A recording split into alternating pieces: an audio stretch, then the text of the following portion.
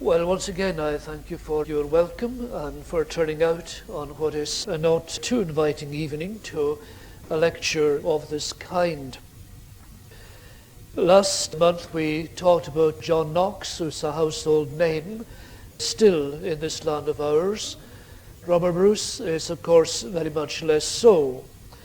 The whole world has heard of Robert the Bruce, or de Bruce, an Ormond baron, but few have heard of this Robert Bruce, a Christian minister. As Albert said in his prayer, he has very close links with this part of the world. He was a Stirlingshire man. He was born in 1554 and died in 1631. So his life overlaps that of Knox and also Andrew Melville.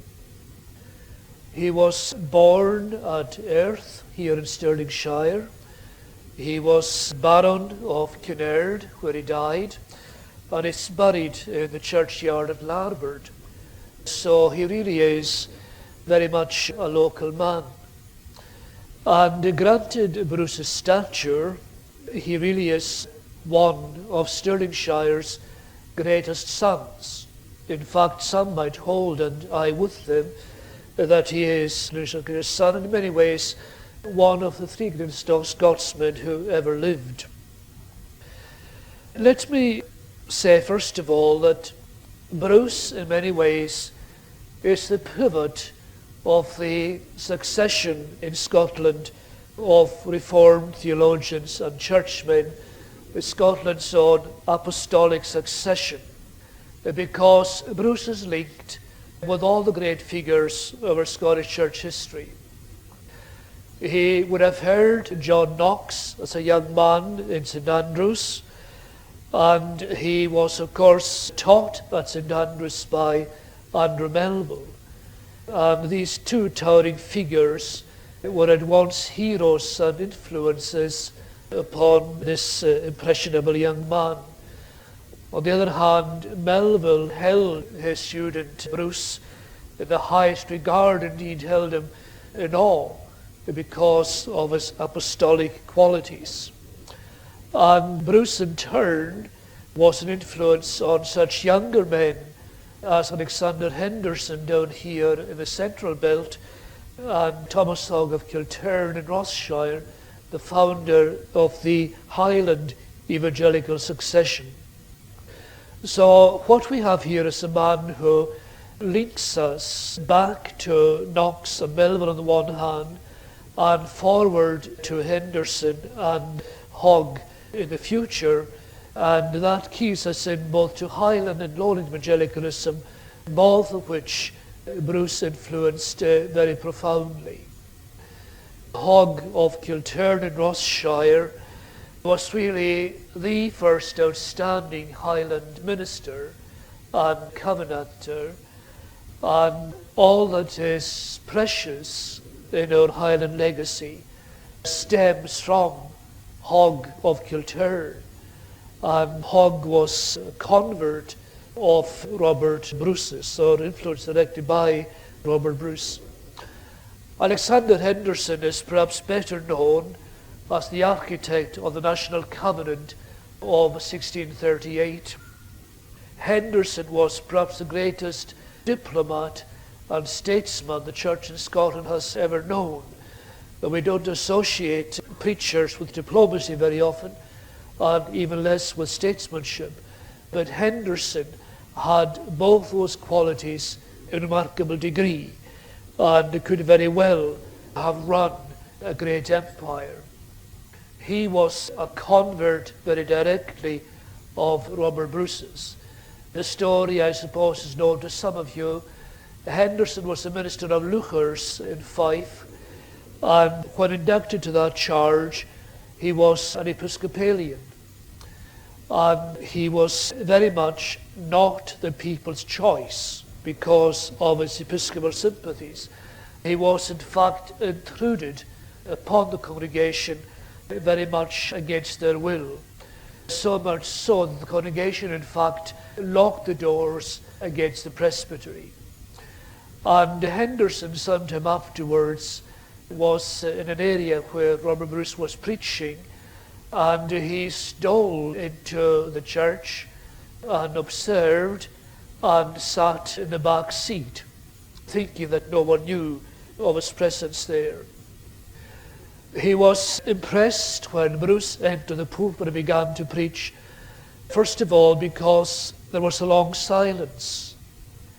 It was Bruce's custom to pray, sometimes for 5 minutes silently before he began to preach. And then he announced the text from John's Gospel. He didn't stop by the door, but ever in some other way, the same is a thief and a robber. And Henderson remembered that in his own induction, he had to enter the church by a window because the people were so irate. And the bard went home. He had not entered the church in Leuchars by the door, even in a literal sense. And he saw himself as an intruded pastor, and he saw himself also as one who at that time was not qualified spiritually for the work of the ministry. And that was a great turning point in Henderson's life. So we have in Scotland our own apostolic succession: Knox, Melville, Bruce, Henderson, Hogg, and from them the ensuing succession of outstanding preachers and church leaders. It's also important to remember that Robert Bruce was a man of very aristocratic connections, a man of noble lineage. Today we're accustomed to Presbyterian clergy drawn from what would be called the lower orders of society. But in those days they were often sons of the nobility, as had been the priests before them. But few could actually claim the pedigree of Robert Bruce. His father was a direct descendant of King Robert the Bruce, and his mother also was a great-granddaughter, I think, of King James V. And it is also apparent that an aunt of Robert Bruce's was one of the 4 Marys, who was linked with the tragic Mary, Queen of Scots. Last not Queen of 4 Marys, and actually had but 3. One of those was Mary Livingstone, sister of Janet Livingstone, who was mother to Robert Bruce. And another connection of Bruce's was also in charge of Mary's education. So here was a man of direct royal connections, and indeed the King James I or VI of Scotland was very conscious of this almost cousin connection between himself and the minister of St. Giles.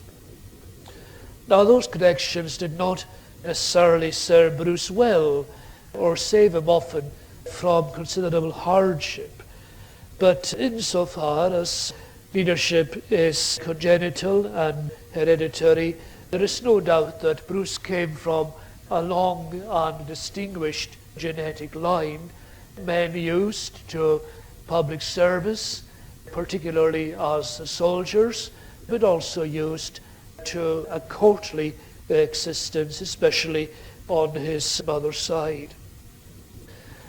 Bruce had the kind of early childhood and manhood which would be natural in those circumstances, and he was in fact intended for the law, and did study law, and then went off to the continent on the grand tour, as was the practice with young nobles of that period. He and I have one thing in common, that we are both dreadful seamen. In my case, it is utterly logical because all my folk were seamen. But when Bruce crossed the Channel, he was dreadfully seasick. He survived, nevertheless, and came back, benefited to an extent by his sojourn, particularly in Paris. He was, I think, being fast-tracked, as the language is nowadays, for membership of the College of Justice, to become a judge of the highest Scottish courts by the shortest possible routes. However, God's will was different, and in 1581, Bruce underwent what might be called a dramatic conversion. It wasn't outwardly dramatic. The drama was very much interior and internal. It was a drama in his own soul. And it was a drama which was condensed to a large extent into the last day of August of that year, 1581. And Bruce, who appears to have written a fairly extensive account of his own life, most of it lost irrevocably, did in fact describe this experience in some detail. And this fragment of his narrative does survive. He was under dreadful conviction of sin. There is no obvious reason for this, because Bruce had not been a profligate or a debauchee in any conspicuous sense. But like Thomas Boston after him, he had what John Duncan called a pernickety conscience. And he also had a very, very acute sense of the glory and the grandeur of God. And it was his custom to refer to God, even in the most intimate situations, to refer to him as His Majesty. That was Bruce's concept of God. And on this day in August, he says that all his sins were brought before him with an astonishing minuteness of detail. Every time, the times, the locations, the context, the circumstances, those who were present, everything was as vivid. And he says that Satan spoke to him, accusing him, Satan the accuser, and it was almost as if he could hear Satan's voice as clearly as any human voice he had ever heard. And he said, I wasn't asleep. I was wide awake. And yet I could hear this recitation of my sins. And sometimes, he said, I knew that the accusations were false. And I would tell him so. And my conscience would be clear. But other times, my conscience knew that he was correct. And my conscience sided, he says, with the accuser. And he said, I felt the most dreadful burden. So much so, Bruce says, in language which is almost incredible, that he would have preferred to be thrown into a cauldron of molten lead than to continue under this burden of a sense of his own guilt. Now, Bruce wasn't left long in this situation. It wasn't like John Bunyan, who in Grace Abounding tells us of his own long struggle in this area. He entered into peace through a very clear grasp of justification by faith alone.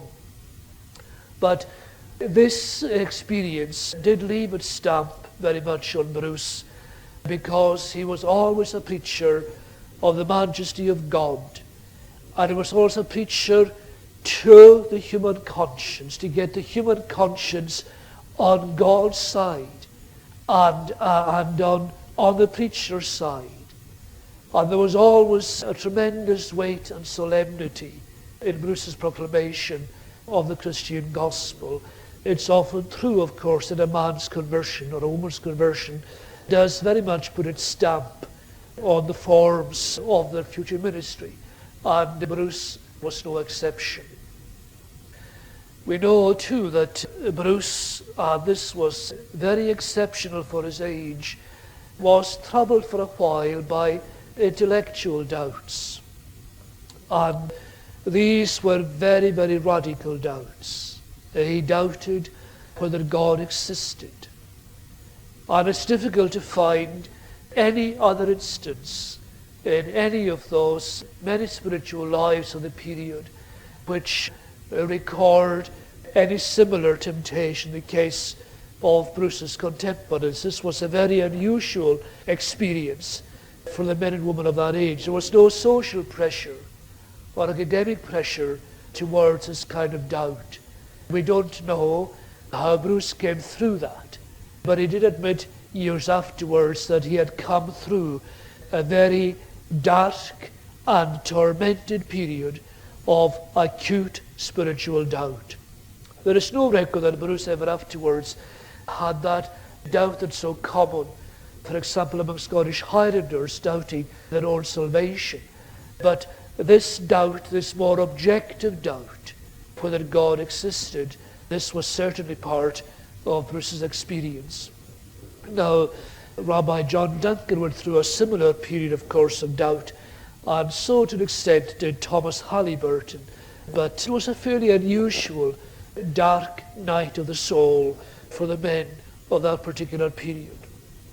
Well, after his conversion, inevitably, Bruce's thoughts turned to the Christian ministry. And he went off to St Andrews then to train for the ministry. By this time he was already a graduate. That's why he is referred to always as Master Robert Bruce, because he was a Master of Arts of St Andrews before he began to study theology at all. Several years later he went to St Andrews at a fairly early age for his arts degree. And he went back there after his conversion, by which time, in fact, he was 29 years of age. He converted I think when he was 27 and began his studies at the age of 29 for the ministry. There are several interesting details with regard to Bruce's commitment at this time. One is that his mother was extremely obstructive. She was an ardent Roman Catholic, which is why no doubt her sister was so closely linked to Queen Mary. His father, Sir Alexander Bruce, was by all accounts a rough diamond and more a soldier than a saint, and he had no objections at all to Bruce's proposed change of career. But his mother was so incensed that she made him renounce a substantial part of his inheritance as a condition of his going in for the ministry, largely because of her aversion to Reformed theology. Bruce paid this price very happily.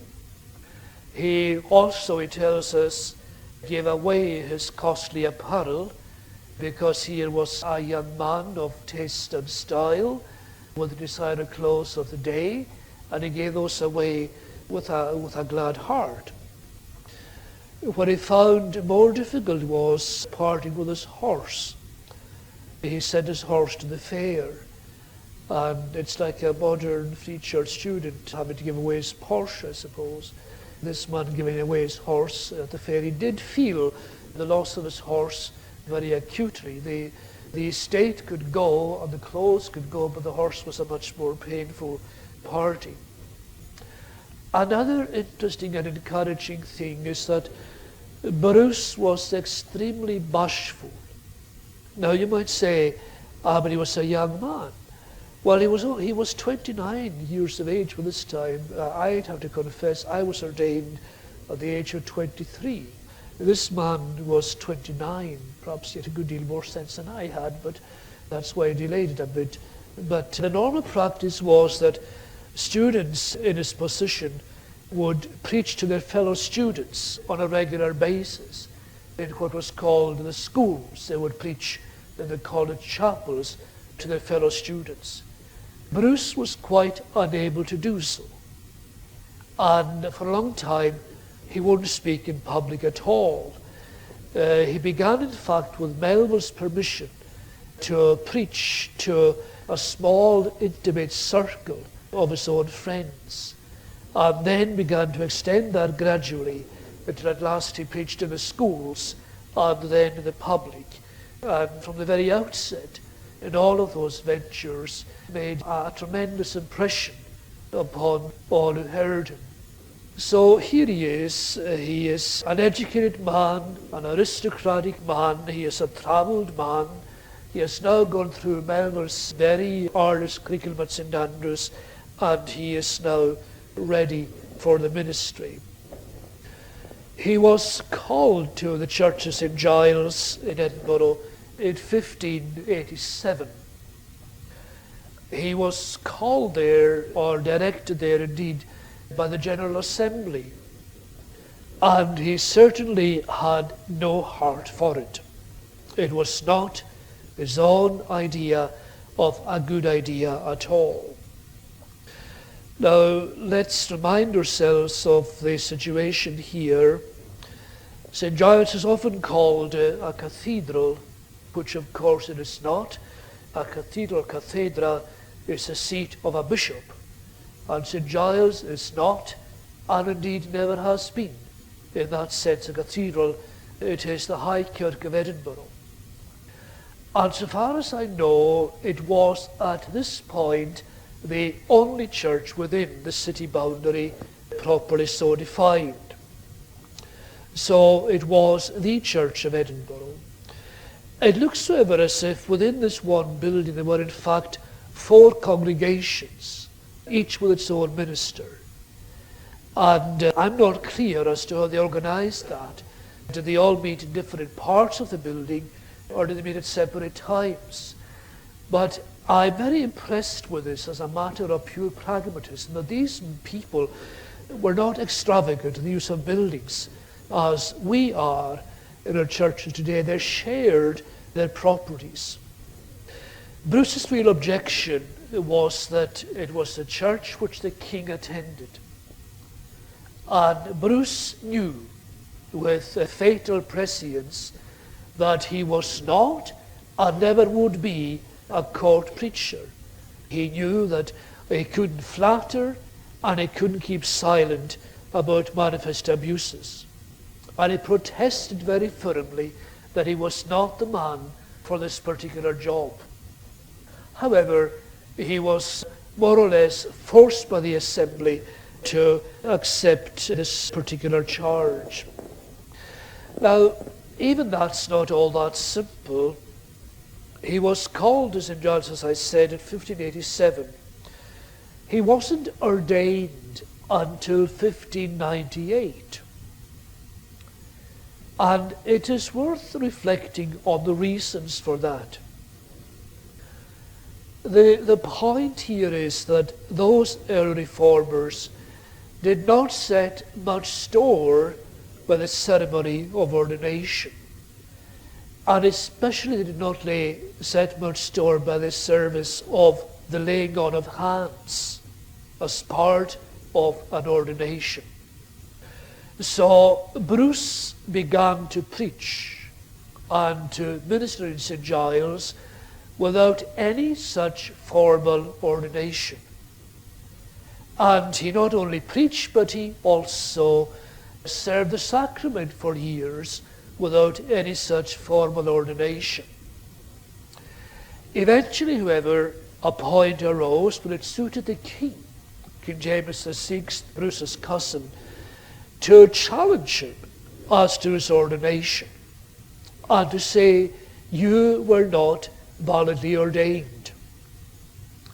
And when Bruce said, but I was called by the church to this charge, James said, yes, but there was no laying on of hands. And there was considerable discussion about this. In fact, some of the Kirk's theologians took the king's side and said that this laying on of hands was an essential part of ordination. And among those was Robert Rollock, Edinburgh's first university principal, who himself had preached unordained in this sense for long enough, but now took the king's side on this particular issue. Now, Bruce held out against this. And it's been said that he held out because of his own willfulness and his own stubbornness, and that he ought to have yielded the point because it wasn't, after all that important how he was ordained in any case. But Bruce was very concerned. He was very concerned that the validity of all those years of ministry should not be called in question. And he was concerned not for his own sake, but for the many people converted through that ministry, and the many who would receive blessing of the Lord's Supper through this so-called unordained ministry. And people, in fact, came to Bruce and said, we're your converts. Were you not a minister then? We took the supper at your hands. Were you not a minister then? And they were concerned. Now, I don't quite understand their concern because I don't have much patience with ceremonies of this kind. But it was an issue. And in fact, Bruce held out for quite some time. And he accepted this laying on of hands not as a reordination, but simply as a public acknowledgement of what had been true from the outset of his ministry. In fact, before this ceremony took place, the presbytery adopted a finding that his previous ministry had been an entirely valid one. And only when he gave Bruce that assurance did he say that he would accept this new ceremony of the laying on of hands.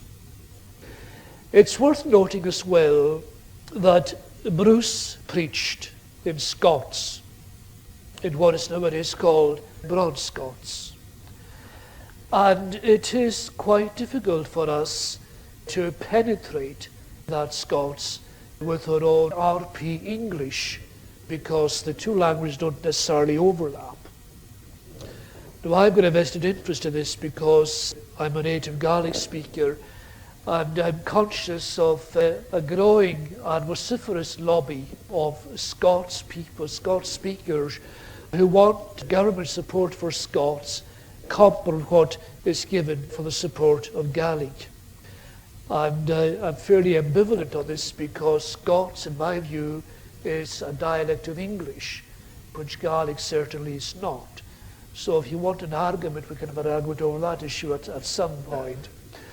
But Bruce today is translated into English to all intents and purposes because the Scots vocabulary that Bruce used is fairly obscure to us, and I have seen Korean and Japanese students wrestling with this language in complete mystification, and it takes them hours to get through a few pages of this kind of prose.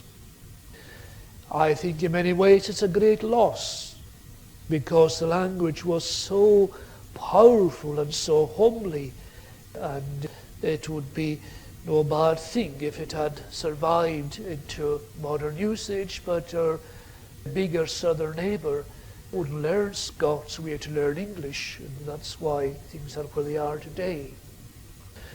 It's also interesting that Bruce, according to contemporaries, to quote them verbatim, was no Boanerges. He did not have a loud and strong voice, and he was not like Knox given to pulpit histrionics. He did not ding the pulpit into blads the way that John Knox did or Martin Lloyd-Jones might have done. He was not one whose body language was dramatic or histrionic. He spoke fairly softly in a very controlled and very solemn and ordered way. And that is a great comfort to those who have fairly soft voices. But it's a reminder, more important, of the variety of talents and gifts in the church. Now, let me say that I've been called a Boanerges myself, and I have some sympathy with those who find that difficult. I may have told you before that when I was a younger minister, somebody once said that I was a combination of Magnus Pike and D.N. Paisley. And these days are fortunately, I think, gone. But Robert Bruce was not in this league of Magnus Pike and Ian Paisley at all. He was a much more controlled, didactic kind of preacher. So that's very general. He was a man at the heart of Scottish life, preaching in Scots, preaching very undramatically, and faced almost every day with the sovereign sitting in front of him. And that wasn't easy because King James VI was an extremely rude person. And his sense of his own importance added to his rudeness. And he was given to talking to his neighbour during the sermon and also to interrupting and asking questions. And on one occasion he was really distracting Robert Bruce beyond Bruce's endurance. And Bruce stopped and looked at the king and said, "When the lion roars," he said, "all the other beasts of the forest are silent. And when the King of Kings is speaking," he said to the king, "earth's petty princes keep silent." And that's why Bruce wasn't a courtier. And that's why eventually Bruce was, as we'll see, in considerable trouble. Now, it was a memorable ministry. I'm not going to go into the details of it. We don't have a lot of Bruce's work extant, but what we do have is a famous series of sermons that Bruce preached on the Lord's Supper. And these are currently in print in a very accessible edition edited by Professor Tom Torrance of Edinburgh University. And I commend those sermons to the published by James Clark, and they are just faithful transcripts of Bruce's sermons. There are 5 of them on the Lord's Supper, and they were preached in 1589 at a fairly early point in Bruce's ministry. Now, before I come to the sermons themselves, there is a very interesting story of the way that Bruce first came to serve the Lord's Supper to his own congregation. This man is remarkable because he was as brave physically and morally as King Robert the Bruce. And yet, side by side with that, there is an astonishing bashfulness. We saw that when he went to St. Andrews, and also reluctance again to come to St. Giles, a kind of shunning of the limelight. And he was a long time in St. Giles as minister before he in fact served the sacrament to the congregation. And when he did so eventually, he was actually tricked into it. And you may think, well, that's fairly irreverent. And I'm not sure, but it was very effective. One of the other 4 ministers was at one Lord's Day serving the table. And he asked Bruce to sit beside him. And this minister served 2 or 3 tables. Now let me remind you that at this point in Reformed liturgy, the congregation did receive the Lord's Supper sitting around a table. And they weren't large tables. They could seat perhaps 30 or so people.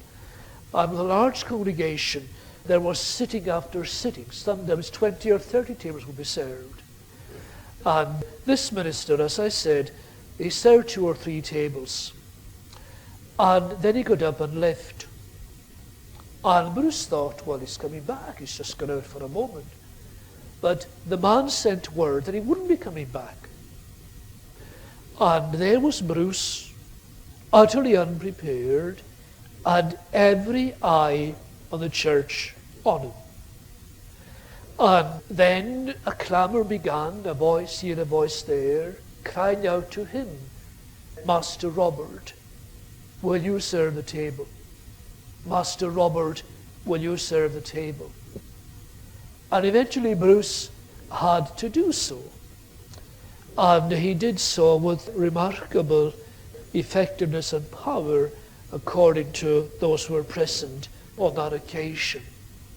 But there was a diffidence, a bashfulness that never left this man, for all the courage that he showed and would show later on in his life. And there he is. He serves the table because he has no option. Nobody else is there to do it. Now, those 5 sermons on the Lord's Supper are remarkable. I see my time is going and I'm not going into them in detail, but they're very similar in their theology to John Calvin, on the issue particularly of the nature of Christ's presence at the Lord's table. Now, as with all the reformers, the starting point here is that when we sit at the table, the Lord's body is at the right hand of the Majesty on high. And so the Lord's body is not at the table. Now, of course, Catholics said that it was, and Lutherans too said it was, but the Reformed Church and Calvinist theologians, they said, no, the body of Jesus is at the right hand of God.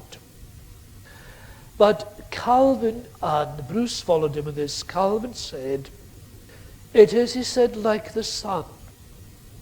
We cannot touch the sun. We cannot sit beside the sun in the sky. But the rays of the sun, they impact us, and we can feel their warmth, and we can bask in their light. And in the same way, they taught, Bruce and Calvin, that an influence emanated from the body of the risen Christ to the believer at the Lord's Supper. Or Bruce would say again that an invisible cord united him to the risen Christ. Now, I think, for what it's worth, that this is extremely dubious. It is a reflection of a preoccupation with the body of Jesus, which shows, I think, how hard it was for those men to shake off the inheritance of Catholicism with its stress on the corpus, the body of the Saviour. There is no special presence of Christ at the table different from that which we have in any other ordinance of the Christian Church. But they were at pains to maximize the reality of Jesus' presence. And that led them sometimes, I believe, to exaggeration and to overstatement. Bruce was also anxious, and you would expect this from what I've said already, to insist on the importance of preparation before one came to the Lord's table. And this, of course, set the tone of Scottish practice for generations to come, the solemnity of the Lord's Supper. Remember that for Bruce, God was his majesty, and he came before God as a forgiven sinner, and preparation was very important. Now, with Bruce, that preparation didn't consist in intense inquisitorial self-examination. Bruce did not get focused on the issue, am I truly born again? There is no sort of heavy concern over that issue. For Bruce, what mattered was contrition and repentance. And he has a beautiful way of expressing that in one of the sermons where he speaks of washing the feet of Christ with the tears of a contrite heart. And I think that's very beautiful. Washing the feet of Christ with the tears of a contrite heart. And that for Bruce was the preparation that was required. And anybody who did not have that in at least some degree was not prepared for the Lord's Supper. I also found in Bruce another beautiful phrase relevant to the same issue, that when they would come to the point of communion in the service,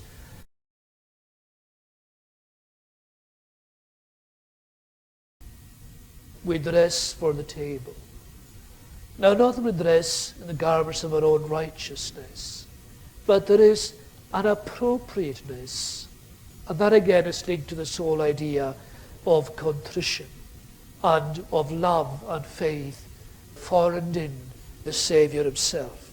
Now, much else one will say of Bruce and the Lord's Supper, but I want to move on to what is one of the most fascinating aspects of Bruce's life and career, and that is Bruce's banishment to Inverness. Now, it may seem very hard to Invernessians, but let me just get the background right here. To begin with, Bruce and the King got on famously well. And the King was very conscious of Bruce's outstanding talent, and he told him once that he was worth a quarter of his kingdom. And whenever the King left Edinburgh, left the country, he left Bruce in charge of civic affairs. That may seem very odd to us. They never asked me to do that when they go off on holiday from the Scottish Parliament, but that's what they did in those days. And that showed how much the King respected him. But gradually the relation went sour. It went sour because of Bruce's outspokenness. He condemned the corrupt court practices. He condemned the King's tolerance towards the Catholic lords who were involved in conspiring against the state and were known of being leading the Spanish Armada, and yet the King protected them. But matters came to a head in the so-called Gowrie conspiracy. Now, the details of it aren't all that important, and I don't carry them in my head anyway. But there was a gentleman called the Earl of Gowrie, and he was murdered. And he was murdered because he was suspected of being implicated in a plot against the King. Now, it was fairly certain that Gowrie was not involved in any such plot against James. There was a widespread suspicion that James himself was behind the murder. Now, there is no evidence today that he was, but the suspicion was real enough. And James gave orders that every pulpit in Edinburgh should read a proclamation that the King was entirely innocent in the matter of Gowrie. Now, you might think that Bruce was thrown, but Bruce knew, I think, things that we don't know. And Bruce refused to read this proclamation, at least in the King's terms. He refused partly because I think he had his own well-grounded suspicions, and partly because he thought it no business of the King to tell him what to say in public worship on the Lord's Day. Now, of course, we have, since Knox himself, this great conflict between church and state in Scotland, and here it is in many ways in a nutshell. Bruce, again, showing himself no courtier, sent word to the King that no prince had the right to tell another prince's ambassador what to say. He was saying in effect to King James, you may be a prince, and you have your own ambassadors, but there is another prince, and I'm his ambassador. And you have no right to tell my prince's ambassador what I should say. Well, James took it ill. And in those days, kings had power to express their ill and their malice in ways they cannot quite do today. And so Bruce was banished. Now, it was only to Inverness, but that in those days was like a Russian being banished to Siberia. It really was. Bruce, in fact, was quite distressed by it. He would have much preferred banishment to England. but Inverness it was to be. And he was banished to Inverness on two separate occasions. The first from 1605 to 1613, the second from 1622 to 1624. Now, the upshot of it is that from 1605, Bruce was banished from Edinburgh. He never again was able to return to his work in St. Giles. By this time, he was 51 years of age. He lived another 30 years, roughly, and in all of those years, he was in exile, and the king lost no opportunity to embarrass him, to harass him, to make his life as difficult and unpleasant as he possibly could. I thought about this a good deal. It's a remarkable thing, the providence of God. Here was a man, and you would have thought that he was strategic to God's purpose, and that he ought therefore to be placed in a strategic location. And yet, just as St. Paul was silenced in the prisons of the empire, so here Robert Bruce is banished from his point of influence to the periphery. And for 30 years, his influence is bridled and curtailed. You can see that he did return south for some years after 1613, but he wasn't allowed to enter Edinburgh during those years till his second banishment. So he lives in exile. Now, the providence of God is remarkable in another sense, of course, too, because this was a pivotal moment in Highland evangelicalism. At this stage, the Reformation had scarcely touched the Highlands, and Inverness was very much a gospel-free zone. Here in God's providence was this remarkable preacher, banished to this capital of the north and subjected to multiple inconveniences. His health was broken. He was openly shot at as he walked about. He was refused accommodation. He couldn't find a place to rent because of the campaign against him. The town council was opposed to him, and local preachers too were opposed to him. Nevertheless, Bruce was able to preach in his own house mainly, to begin with, every Lord's Day and every Wednesday evening, and also able to pray with the local believers, such as they were, every night of the week. And gradually a remarkable movement built up. And Bruce was able to find venues, open air and otherwise, in which he preached to growing congregations. And this preaching was attended with remarkable success. Now, a lot of this is unrecorded, and I'm dependent, as anybody else is, on oral tradition for much of it, although Bruce's first biographer, Robert Woodrow, does give us some information on this issue. But Bruce hadn't a word of Gaelic. And this part of the Highlands were mainly Gaelic.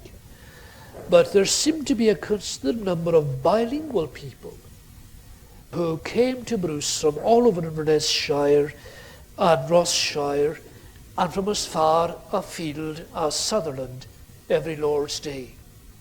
They came across the Kessock Ferry to hear this man preach. They came in huge numbers, and there were many conversions among them, as I said, Hogg of Kiltearn and others of that kind. Now, the memory of this preaching remained in the area for many generations afterwards. And in the 18th century, men could still recall clearly people who had been blessed under Bruce's preaching. And 19th century Highland historians were able to trace this line of oral tradition and incorporate it in their own local histories. So the loss of Edinburgh's loss was Inverness's gain, and on the eastern seaboard of Inverness-shire and Ross-shire and Sutherland, there began to emerge a very, very articulate, profoundly based, solemnized kind of Reformed piety that emanated from this preaching of Robert Bruce. And all that was distinctive of Highland evangelicalism was the product of this sojourn of Bruce's in Inverness in the early part of the 17th century. Now, I think it's important to bear in mind that while today we may think that the West Coast is the bastion of the Reformed faith, it came to the West from the East. And there is nothing, I will add, there is nothing in that Highland evangelicalism that is in itself of a distinctly Highland nature. It is simply the transplanted theology, piety and churchmanship of Bruce of St. Giles taking root in East Inverness-shire and Easter Ross. And there is something inspiring and also solemnizing in the fact that right down to this present moment, the Church is experiencing great encouragement in that part of the world. I think, for example, of the Free Church in Smithton and other churches of that area. And I venture to ask, not only how much is this a continuation of Bruce's influence, but how much does it owe to Bruce's prayers? There is a remarkable story told about Bruce on the point of his departure for Inverness on one of his banishments. It's not quite sure whether it was the first one or the second one, but it doesn't really matter. They were about to set off, and they were taking their horses out one by one and moving away. And the last to come out was Bruce. And the rest had begun to move on before him. Bruce put his foot in the stirrup, and he stopped. And he remained transfixed in that position for a full 15 minutes. Someone went back to look for him and found him in that position and said to him, "What are you doing, Master Bruce?" And Bruce replied, "I was," he said, "receiving my commission from my master, my charge to go to Inverness, and he gave it to me himself before I set my foot in the stirrup. And he said, thither I go to sow a seed that shall not be rooted out for many ages. Thither I go to sow a seed that shall not be rooted out for many ages." And I'm confident tonight that that promise given to Bruce, who was the recipient more than once of almost prophetic revelations. That promise is still being fulfilled. And that seed has still not been rooted out in that part of the world. Bruce died in 1631. He returned south 7 years previously and spent his remaining years on his estate at Kinnaird, and it was there that he finally passed away. His wife had predeceased him. They were often separated by the rigors of the banishment, and she found the hardships of those years well nigh unendurable. But he died with his family around him, and it is a solemn thing too that his family in the eventual outcome were no comfort to him. They didn't follow the faith of their father. But he died most beautifully. He had lost his eyesight by this time. He asked them to put his finger on his favorite text in the Bible, in Romans 8. Who will separate us from the love of God? And then he turned to the family and said to them, God be with you, my children.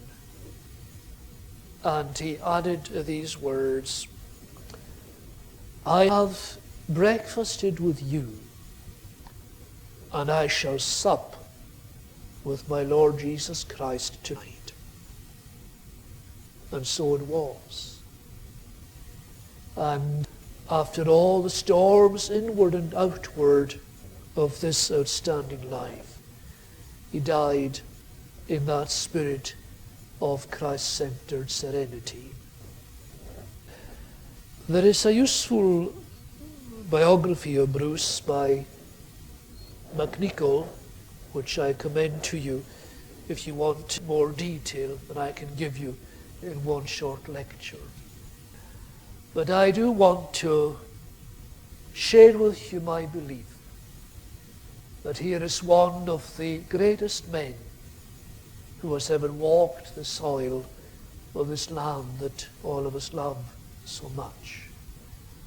And I would hope that his spirit will continue to lead us and inspire us as we address the tasks of our own day. They are really not any more rigorous than the challenge that faced Bruce. And the cost to us so far has been much less than the cost to him. Well, I'll leave it there, and if you would like to raise any questions or make contributions, I'll be very happy indeed.